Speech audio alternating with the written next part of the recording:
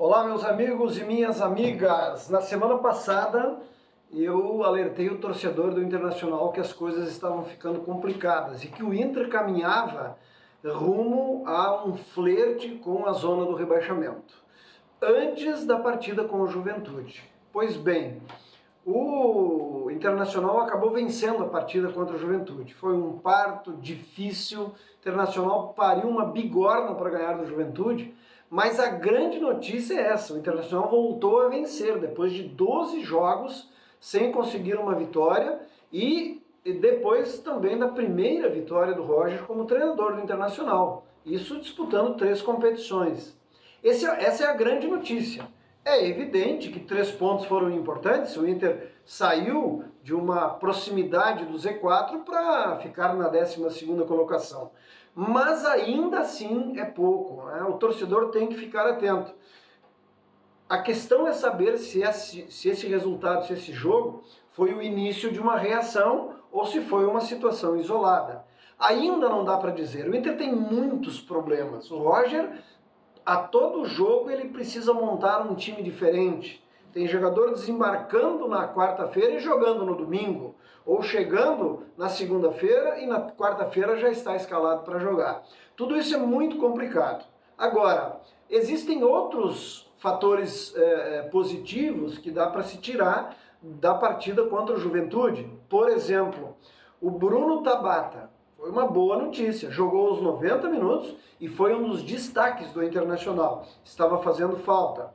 Outra boa notícia, o Internacional está correndo os 90 minutos e até o final do jogo se mostra um time combativo, coisa que não acontecia antes, normalmente jogava um tempo só, ou a primeira ou a segunda etapa. Hoje não, o Inter já tem uma mostra clara de que o Paulo Paixão está fazendo um trabalho diferenciado na preparação física.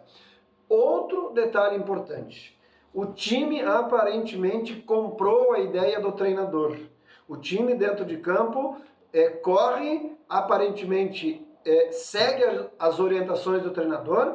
O Roger tem trocado o time e bastante antes e durante os jogos, e quem entra tem dado uma boa resposta. Isso é sinal de que o grupo está fechado, que está entendendo claramente aquilo que o treinador está querendo fazer enquanto projeto, enquanto esquema de jogo, enquanto planejamento.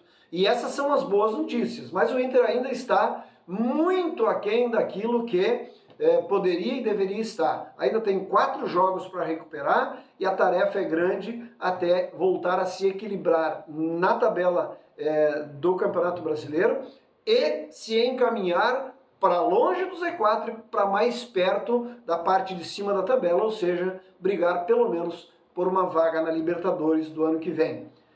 Vamos ver, agora no final de semana tem um jogo contra o Atlético Goianiense, que é lanterna, e aí a gente vai ter uma ideia mais clara se foi uma situação isolada ou se o Inter de fato está começando uma reação no Campeonato Brasileiro. Já o Grêmio teve uma vitória muito importante contra o Fluminense pela Libertadores da América. Um jogo complicado, em que saiu perdendo, virou, mas não percebi no Grêmio um futebol tão convincente assim para dizer que está garantida a vaga. O Grêmio terá uma tarefa complicada no Maracanã para bater esse Fluminense. Eu tenho a impressão que o time do Grêmio, que está sendo remontado pelo Renato, não está ainda completo, não está ainda nas melhores condições, ainda não adquiriu um padrão de jogo e uma capacidade competitiva para fazer enfrentamentos mais agudos, mais difíceis, como são os jogos da Libertadores. Não importa se o Fluminense está muito mal no Campeonato Brasileiro. Quando vai para um mata-mata, as coisas mudam de figura, e isso ficou claro no jogo dessa semana. Vamos ver como é que o Grêmio reage, como é que o Grêmio joga esse jogo da volta lá no Maracanã. Mas o fato é que encaminhou uma vantagem interessante. Tem a possibilidade de empatar e até perder por 1-0, por exemplo, e ir para as penalidades. É uma boa vantagem. Mas penso que o Grêmio precisa jogar um pouquinho mais de futebol. Talvez possa demonstrar isso já no final de semana, quando vira a página e volta a jogar o Campeonato Brasileiro contra o Bahia no Alfredo Jaconi. E aí, quem sabe, o Grêmio possa mostrar um futebol um pouco mais convincente que dê ao torcedor a tranquilidade para esse enfrentamento contra o Fluminense. Obrigado por nos seguir aqui nas plataformas da RDK. Curta o nosso conteúdo e, se puder, compartilhe. Volto na próxima terça-feira.